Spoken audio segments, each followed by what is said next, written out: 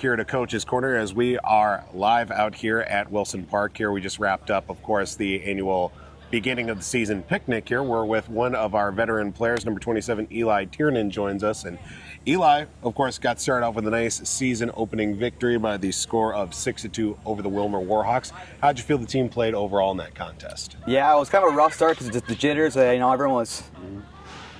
The jitters were kind of there right now, but then after that, we kind of rolled in and just kind of kept scoring goals, and that was a fun night. Yeah, it was a little bit of a fast start, too, for both teams. Of course, second period alone, a little bit of a tough situation on both sides with special teams getting going. Yep. Obviously, we get a power play goal. They get a power play goal, too. Yep. Obviously, early in the season, I'm sure a big focus is taking advantage of those special teams. Yeah. So we need to work on that this week. We get the whole week to practice that, so we just need to dial that in, I guess, yeah.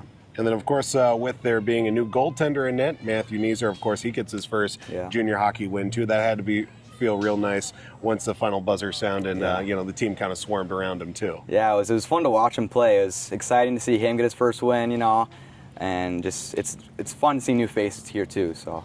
And that's one thing we wanted to talk about, too, is obviously those new faces that are joining us this season, of course.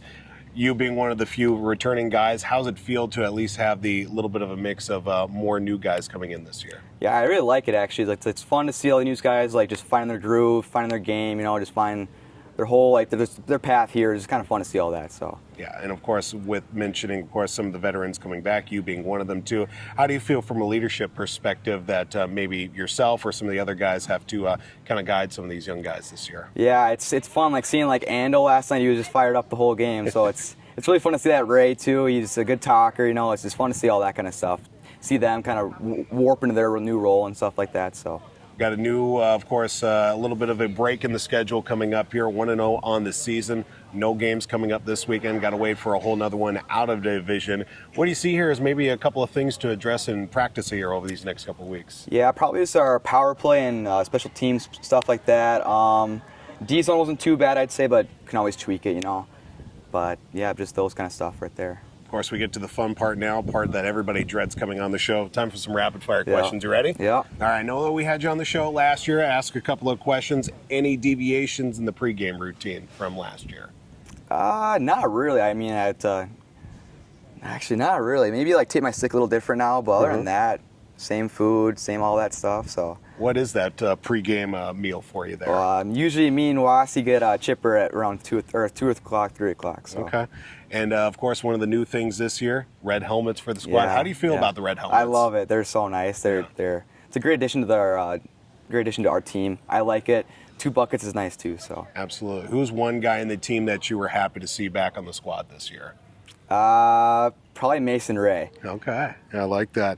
Who, I know you guys have only been together here for probably a couple of weeks or so. Who's one of the guys on the team is definitely the biggest talker? Just doesn't stop from the moment he gets in the locker room to when you guys leave. Probably Jameson. He's a good talker. He's from Chicago, so he likes to talk. So of course.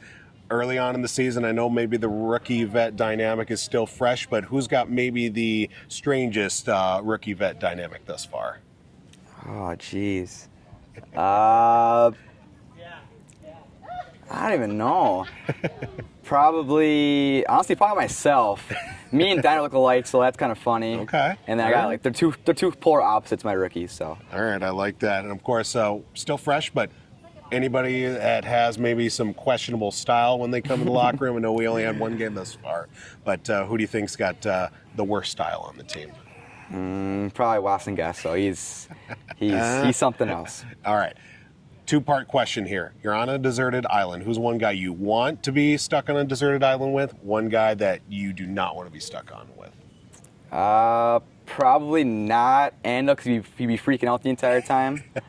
And I'd probably go with Ray. He seems doable enough. All right. Last question here for you. Obviously, no funny business with this one. What do you see here as a big goal for you this season? Obviously, the Frazier. It's always a big win. It's a big goal for us, but then just having a lot of wins this year is pretty huge for us too. So.